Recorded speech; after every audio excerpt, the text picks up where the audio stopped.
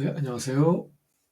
발상의 전환과 창작 영감 재료집 작업을 지금 부지런히 하고 있습니다. 오늘도 아침부터 지금 12시 반인데요. 밤 지금까지 계속 오늘도 많이 했습니다. 오늘 한 것 중에 좀 재미난 것들 몇 개 있어가지고 그중에 일단 한 가지 좀 가지고 왔습니다. 어, 그 마스카라라는 소재에 대해서 생각을 해봤어요. 오늘 여러 가지 있었는데 그중에서 마스카라 는 자아 연출의 형광펜이라고 한번 생각해 봤습니다. 어, 그럼 왜 마스카라를 자아 연출의 형광펜이라고 이야기했는지 좀 말씀드려 볼게요. 어, 원고 일단 읽어드리고 설명하면서 읽어드리고 또 그 내용은 네, 영상 밑에 첨부해 놓겠습니다. 마스카라는 마스크나 가면, 탈 등을 의미하는 스페인어 마스카라를 소리 나는 대로 부른 것이다. 마스카라의 존재 목적은 속눈썹이 길고 짙게 보이도록 하는 것이다. 말하자면 속눈썹에 하이라이트를 해주는 것이다. 영어로 하이라이터는 한국어에서 형광펜을 의미한다. 이런 식으로 생각을 밀고 나가면 마스카라는 속눈썹 형광펜이다. 그런데 형광펜이 강조를 의미한다는 것은 알겠는데 속눈썹은 무엇을 의미한다고 볼 수 있을까?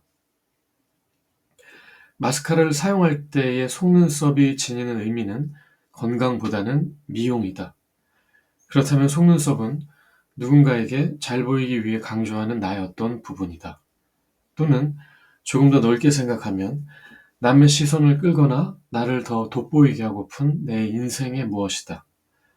그러한 것들의 예는 사람마다 다르며 다양할 것이다. 누구에게는 학력이나 재산, 외모, 실력 또는 인터넷에 올리는 과시적인 사진이나 성취, 배경, 국적, 출신 또는 경건심 등등. 이를 종합하면 마스카라는 자아 연출의 형광펜이다. 네. 그래서 마스카라에서 출발한 게 자아 연출의 형광펜까지 닿았습니다. 네. 마스카라는 속눈썹과 관련되고 그리고 거기를 강조해 주는 거니까 하이라이트를 해주는 거니까. 근데 하이라이터가 이제 그 형광펜도 그렇게 부르잖아요. 하이라이터라고. 그래서 속눈썹 형광펜이라고 마스카라를 생각해 봤어요. 근데 형광펜은 뭔가 강조할 때 우리가 쓰잖아요. 그러면 일단 뭐 강조한다는 건 알겠는데 그러면 속눈썹을 강조한다라고 하면 이 속눈썹이 그냥 사람의 눈썹이 아니라 어 그게 전하고자 하는 의미는 무엇일까 생각할 때 일단 그 네, 마스카라를 쓸 때 어떤 건강보다는 미용에 더 예쁘게 보이는 목적으로 쓰이기 때문에 누군가에게 잘 보이기 위해 강조하는 나의 어떤 부분이다 이렇게 생각한 거죠. 나의 어떤 부분이 될 수도 있고 아니면 내 인생의 무엇이 될 수도 있고 그래서 뭐 학력, 재산, 외모, 실력, 과시적인 사진, 성취, 배경, 출신, 뭐 경건심 여러 가지를 제시해봤어요. 사람들이 내가 돋보이게 나의 이런 부분을 돋보이게 하고 싶은 그 부분이 있잖아요. 그게 속눈썹이다. 이렇게 본 거죠. 그리고 거기에다 형광펜을 칠하는 게 마스카라다. 이렇게 봤습니다. 그럼 이걸 어떻게 창작에 활용할 수 있을까? 물론 그 활용할 수 있는 방법은 무궁무진하죠. 저는 한 가지 제안을 할 뿐입니다. 어쨌든 이 한 가지 제안이랑 똑같이 갈 필요는 당연히 없고, 이 제안에서 약간 어떤 다른 아이디어가 또 나올 수 있다면 그것으로도 충분히 역할을 한 거라고 생각합니다. 그래서 이걸로 좀 생각을 많이 했어요. 네, 제가 뭐 마스카라를 잘 모르고 써본 적도 없고, 그냥 이거를 어떻게 창작에 활용할 수 있을까? 그래서 나름 좀 생각해 본 건 이렇습니다. 일단 그 미래 도시를 배경으로 하는 영화를 생각해 봤고요. 이 미래 도시는 해가 진 밤에도 형광 불빛으로 매우 환한 곳입니다. 왜 이 도시가 그렇게 밤에도 형광 불빛으로 환하냐면 이곳 사람들은 마스카라 대신 형광펜을 속눈썹에 칠하기 때문이다. 형광펜을 속눈썹에 칠하는 미래 도시인 거죠.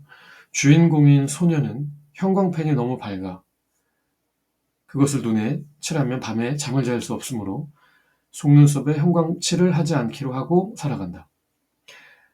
사람들은 군중 심리에 빠져서 소녀를 정체성 없는 인간, 뿌리도 없는 존재, 그리고 신성한 형광펜을 모독하는 불경한 위인 등으로 비방하며 십자가에 매단다.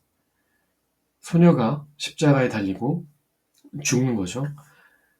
이후 하늘은 어두워지며 비가 내린다. 소녀가 십자가에 달려서 죽은 이후에 하늘이 어두워지면서 내린 비는 사람들의 눈을 그때까지 뒤덮고 있던 형광펜을 씻어내고 자기 자신을 있는 그대로 바라볼 수 있게 해준다. 이런 발상을 한번 해봤어요. 네,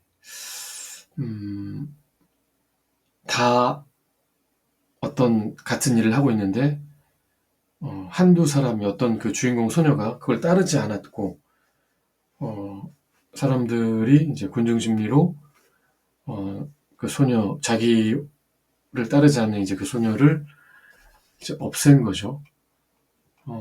자기들과 똑같이 연출하지 않는 그 소녀를. 그런데 이제 약간 그 반전을 넣은 거죠. 그 소녀가 이제 십자가에서 죽었는데 그러자 이제 하늘이 어두워지면서 비가 내린다라는 상상을 했고 그 비가 내리니까 이제 사람들을 그때까지 그 뒤덮고 있던 형광펜이 그 비에 의해서 마치 소녀의 눈물과도 같죠. 그 사람들의 눈에 있던 형광펜이 씻겨 내려갔다. 뭐 이런 그 스토리 큰 뼈대를 한번 생각해봤습니다. 그럼 다음으로 관련 용어로 갈게요. 이거는 제가 전혀 모르기 때문에 마스카라는 막 인터넷을 찾아보면서 해야 돼서 시간이 좀 걸렸습니다.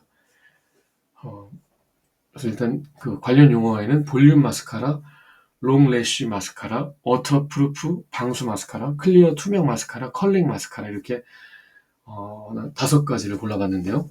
상징적 의미를 생각해봤어요. 근데 제가 이 상징적 의미를 쓸 때 그냥 쓰는 게 아니라 그 발상의 전환이랑 전환의 접점, 즉 마스카라를 자아 연출의 형광펜이라고 이제 비유하고 왜 그렇게 비유했는지에 대한 그 설명, 거기랑 좀 맞춰서 상징적 의미를 좀 찾아봤거든요. 그래야 이 상징적 의미가 동떨어져 나오는 게 아니라 이 지금 마스카라에 대해서 바라보고 이제 비유하고 이해하고 하는 그 흐름에 맞춰서 상징적 의미도 뽑아낼 수 있으니까 그래서 먼저 볼륨 마스카라는 이렇게 상징적 의미를 찾았습니다. 볼륨 마스카라는 두꺼워진 속눈썹처럼 풍족한 생활 사진을 SNS에 올리면서 주목받고 싶어함. 그리고 지나친 과장은 역효과를 가져온다는 교훈에 대한 상징. 이렇게 봤고요. 롱 래쉬 마스카라는 안 되는 것을 되도록 하려는 노력. 실제 내가 아닌 것을 나라고 주장하는 태도. 작은 것도 크게 보여주고 싶은 마음. 그만큼 깊은 인정 욕구. 이렇게 봤고요. 워터프루프 마스카라는 주변에서 무슨 소리를 하든지 자기를 돋보이게 하는 목적에 충실하려는 의지. 그러니까 방수의 이미지가 있잖아요. 방수의 느낌. 그러니까 뭔가 방수는 침투를 막는 거니까 그렇게 생각을 해봤어요. 주변에서 무슨 말을 침투시키든지 나를 돋보이게 하려는 목적, 그 목적에 충실하려는 의지, 또 상대를 수용할 생각이 없는 태도. 네, 들어오는 걸 막는 거니까. 클리어 투명 마스카라, 과도하지 않은 꾸밈, 나름 투명하고 맑은 이미지 표방, 드러냄과 숨김의 변증법, 또는 제3지대. 그러니까 드러냄과 숨김의 변증법은 드러내려는 마음도 있고 또 그러면서도 약간 과하지 않으려는 마음도 있어서 드러냄과 숨김의 변증법이라고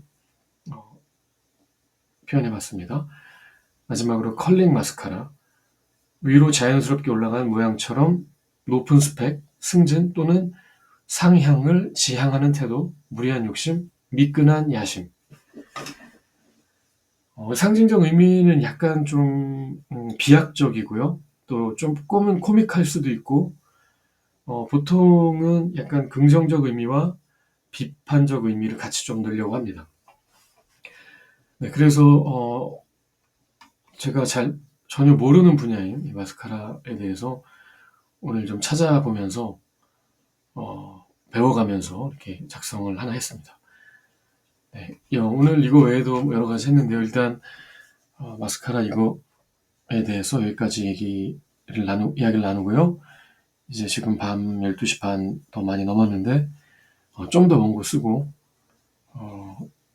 네, 이제 그리고 내일 또 다시 또 쓰고 시간 나면 이 이야기 또 나누겠습니다.